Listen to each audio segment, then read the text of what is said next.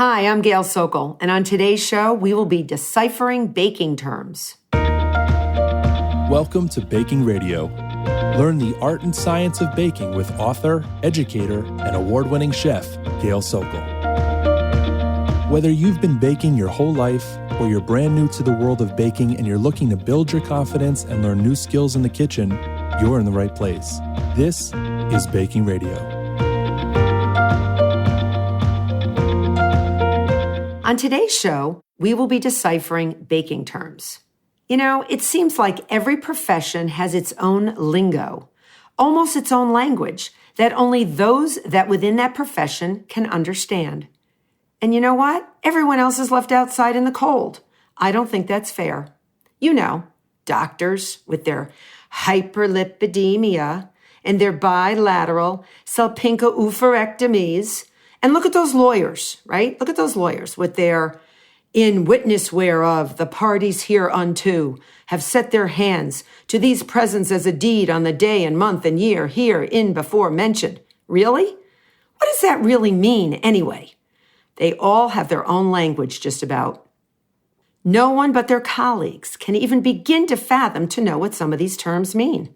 Well, even in the culinary world, we bakers, too, can join this club of elite and are quite capable of speaking our own language, where there are baking terms that only those that know the world of baking can know what they mean. Sometimes these terms or phrases are easy to figure out, and sometimes they make no sense whatsoever. Trust me. So here goes. Let's delve into the world of baking terms. You ready? Let's begin with the term bloom. There are a few meanings for this term. First, to bloom refers to gelatin. You know that substance that stabilizes mousses and whipped cream? Before gelatin can be used, it must be bloomed first, or softened, by placing it into a cool liquid before it can be dissolved, because gelatin is granular and very crunchy and hard without being bloomed. So go bloom your gelatin refers to softening it in a cool liquid. A second meaning refers to chocolate.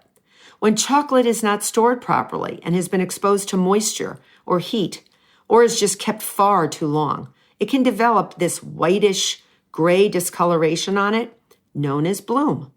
While the chocolate can still be used and melted into a baked good, it may have an off taste and should be discarded. So that's bloom. You ready for another one? A recipe calls for Dutch processed cocoa powder. Can you use any cocoa powder you find in the store? The answer is no. Most cocoa powders in the baking section of most grocery stores are the natural variety. That means that they are naturally acidic and will react with the baking soda in the recipe you are making. This reaction helps to leaven your baked good by helping to form carbon dioxide gas bubbles in the batter. Dutch processed cocoa powder has been treated with an alkali or a base, like potassium carbonate, to get rid of this acidity, and it neutralizes it. This type of cocoa powder is usually milder in flavor and darker in color.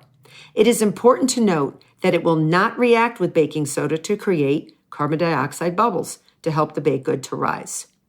And very often, some of these recipes have baking powder in them as well. If the recipe does contain Dutch processed cocoa, it may even have an acidic ingredient like sour cream or buttermilk, plus the addition of baking soda to help with the leavening of that baked good. So here's another one for you. Have you ever frassaged? It sounds like something you may get at the spa, like the word massage, and that's a great way to remember what it means. Really is. Frassage is a French technique when making a flaky pie crust.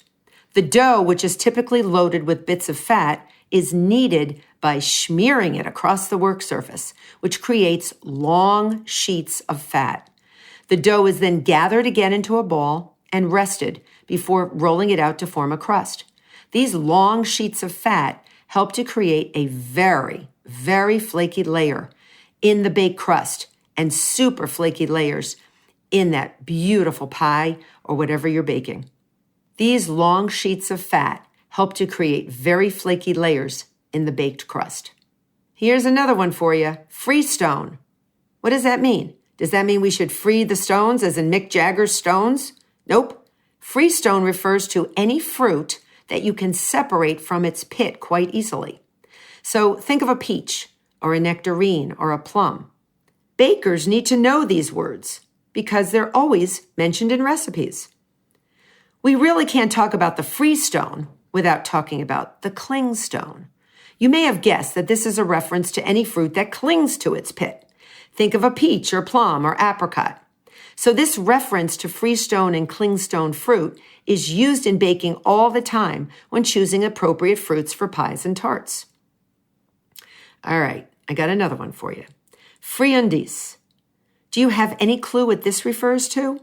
When I was a pastry chef, I was still in school and I was doing this extra job trying to train as a pastry chef. My executive chef asked me if I could make some friandises. And I looked at him blankly and I said, okay, I think I can. But just tell me what is it? What are they? What are they? And he said, oh my goodness, he just rolled his eyes in the back of his head. It was like disgusted with me, like, what is wrong with you, girl? Hey, I was just a beginner. Cut me some slack. So have you ever gone to a floofy, fancy, fine dining restaurant? And as you get your check, which is usually for $1 gazillion, the waitstaff brings you a small plate with this $1 gazillion check of tiny cookies, truffles, or house-made mince. Well, those are friandises. They're small confections that you can, in one small bite, just pop into your mouth. It's usually a restaurant's way of saying thank you, and now you know how much of a floofy and fancy place we are, and don't forget it. Okay, here's another one. Ribbon. Do you know what a ribbon refers to? Usually used in a recipe for a sponge cake, or any recipe that uses eggs and sugar being beaten for an extended period of time. This ribbon refers to the consistency of the batter when the mixer is stopped and the whip attachment is lifted and the batter falls off the whip back into the bowl in a ribbon, like a back and forth pattern.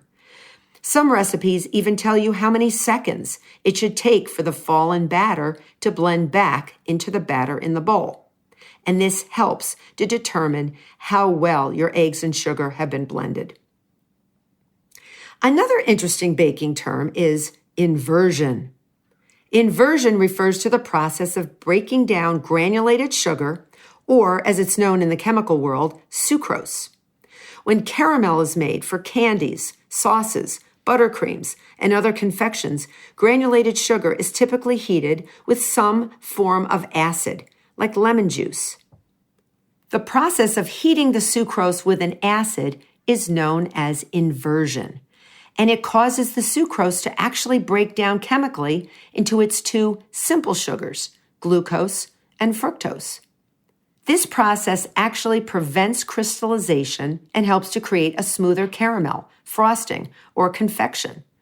Now, since only pure substances can form crystals, the breaking down of that sucrose into now two sugars will prevent this crystallization from happening. So it's all good. Inversion is a good thing.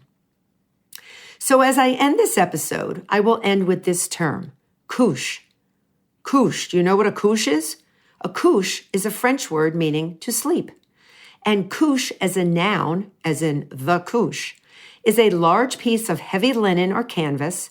It's dusted with flour, usually, and baguettes of dough or boules, round loaves, or any shapes of rising dough are nestled into the Koosh as the dough rises for its little nap. Sounds so cozy, doesn't it? Obviously, I have just mentioned 9 terms, a mere drop in the bucket of terms that the baking world uses. But I hope it has helped pique your interest. And when you see a strange term, look it up. Empower yourself with knowledge. Remember, if you don't know the term, probably not so many other people do either. Don't let those doctors and lawyers have all the fun with their weird lingo. We have our very own language as bakers, And I can honestly say it can be a real icebreaker when I socialize with friends and go to a party with people I don't know, who perhaps may be doctors and lawyers, because even they have asked me to translate baking terms for them. It really levels the playing field in each profession, trust me. Remember, we bakers can keep up with the best of them. On my next show, we'll be discussing baking with oats. Thanks so much for listening. You can follow me on Facebook, Instagram, my YouTube channel, and my website, chefgailsokol.com.